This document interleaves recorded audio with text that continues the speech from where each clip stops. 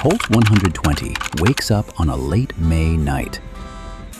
On the last night of May, the workshop was left with only the hiss of welding and the smell of hot metal. The Holt 120 lay there like a mute block of iron from World War I. To make it crawl out of an 80-year sleep, the whole crew had to rebuild the entire cooling system. New radiator pipes were bent from scratch and welded non-stop. Miss one pinhole and coolant weeps out, temperature spikes, and the project gets tossed aside. The first test run was not loud at all. One crank, a dry cough, the flywheel rolling a heavy half-turn. Then the beat stalls, the chassis trembles lightly, and the tracks grind into the floor as if learning how to walk again. The money shot is how life returns through tiny details. Hot water circulating through the radiator, the gauge needle twitching, the exhaust note rounding out. When the tracks drag the machine forward a few meters, everyone looks at each other.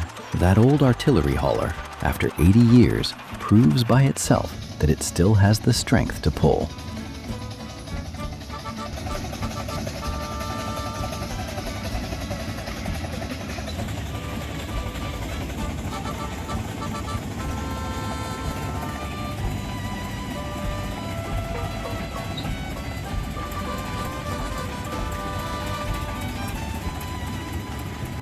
Holt M8 and 20 tons of pull at 550 RPM. Behind that revival is the U.S. Army's Holt M8 engine, an inline-6 overhead valves producing 120 horsepower at 550 RPM. It sounds small compared to modern vehicles, but paired with towing 20 tons of artillery, it becomes a different story. A 7-inch bore and an 8-inch stroke create a long piston travel. The firing beat is sparse, but the force is thick, built to crawl through deep mud. The large radiator and auxiliary tank show the mindset of the time. Better bulky than boiling over. When the engine settles into rhythm, the sound turns deep and even. Each firing stroke pushes the crankshaft, and the tracks take the force and bite into the ground. Low RPM squeezes out maximum torque, so the pull does not break when the load changes. That stubborn pulling rhythm also leads straight into a newer Deutz generation, air cooling, and a total rejection of the fussy radiator system.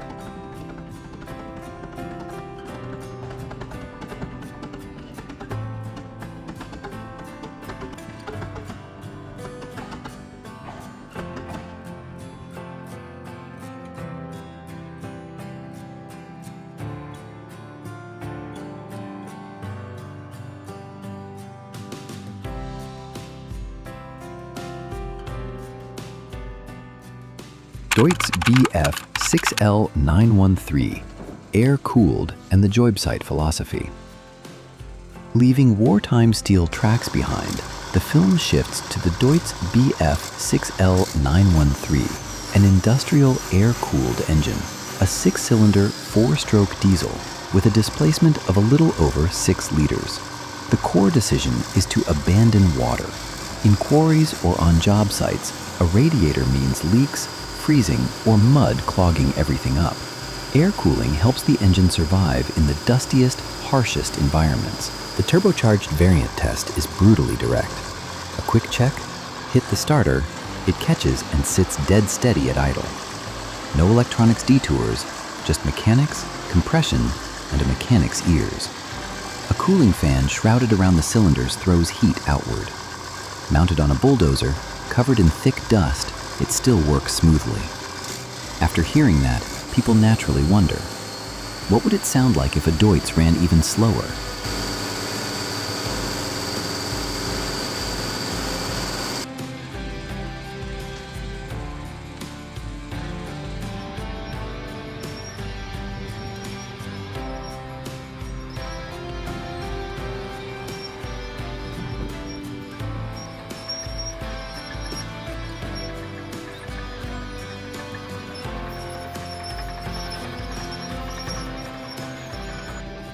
Deutz Ma 436, and a 12-liter hammer beat at 420 revolutions per minute.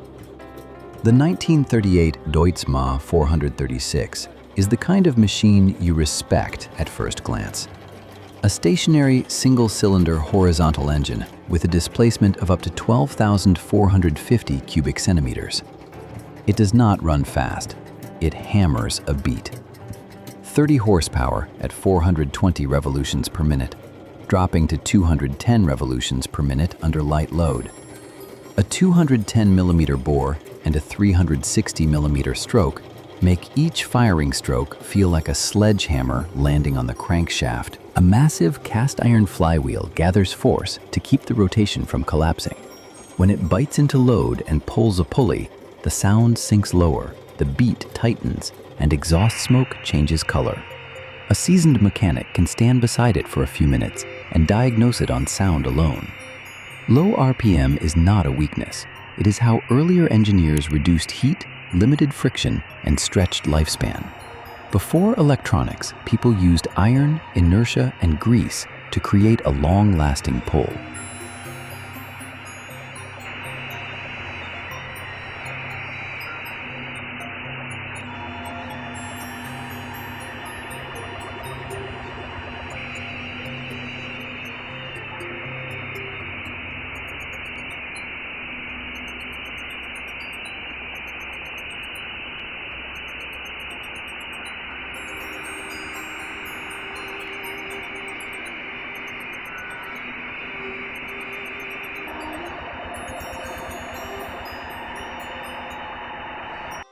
Westinghouse steam and a mobile power plant.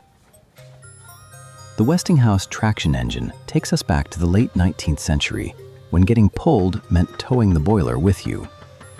The cylinder, steam chest, and guides are cast in one straight, aligned block to resist twisting. Once pressure is up, steam hisses through the pipe, the valve cracks, and the flywheel starts to roll. The exhaust sounds like a hard-breathing herd of iron horses. On farms, it drove sawmills and threshers. A mechanical governor holds revolutions per minute, and the needle on the gauge trembles with every load change. For the operator, opening steam is a bet made by feel. Too much, and the machine jerks violently. Too little, and it falls short. Steam forces discipline in a way that can sting. In return, it rewards you with a rhythm that runs smooth as silk. The driver must constantly watch the water, watch the firebox, and keep an ear on the hiss of the valves. Coal smoke and heat cling to your clothes for an entire shift.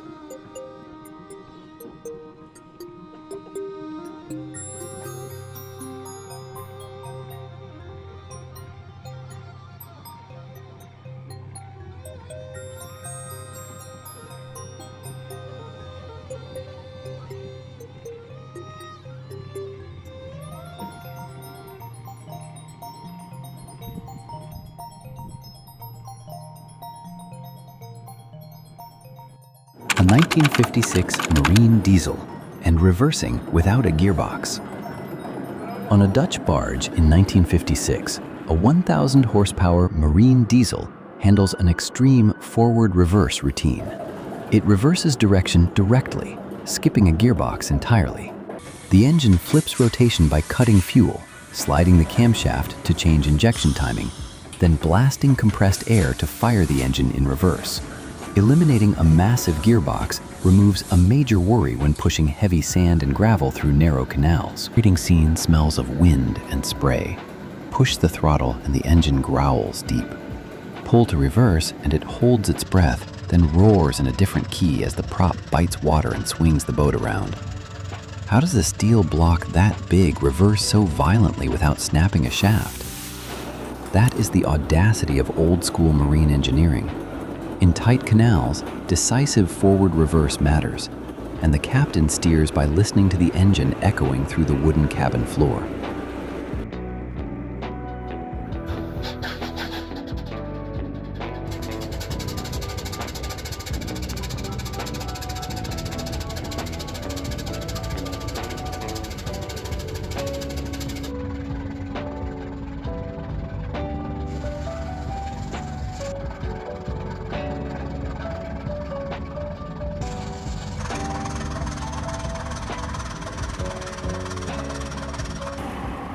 Gardner 8LX-B on rail, and a 2015 test run. Gardner 8LX-B is a legendary name in trucks and fishing boats. 8 cylinders, inline, nearly 14 liters of displacement. On April 3, 2015, the Drury 2248 locomotive, built in 1947, carrying a Gardner 8L3 engine, officially test ran after years of cleanup. The ignition moment is British to the core. Even, crisp, never showy. The 8L3B is famous for thermal efficiency above 40%. That explains why classic vehicle people obsess over Gardner. Smooth, tough, and extremely fuel thrifty. Under load pulling wagons, the sound only thickens slightly, then locks the RPM in place. It stays calm, like an old craftsman simply tightening his grip while keeping the same steady breathing.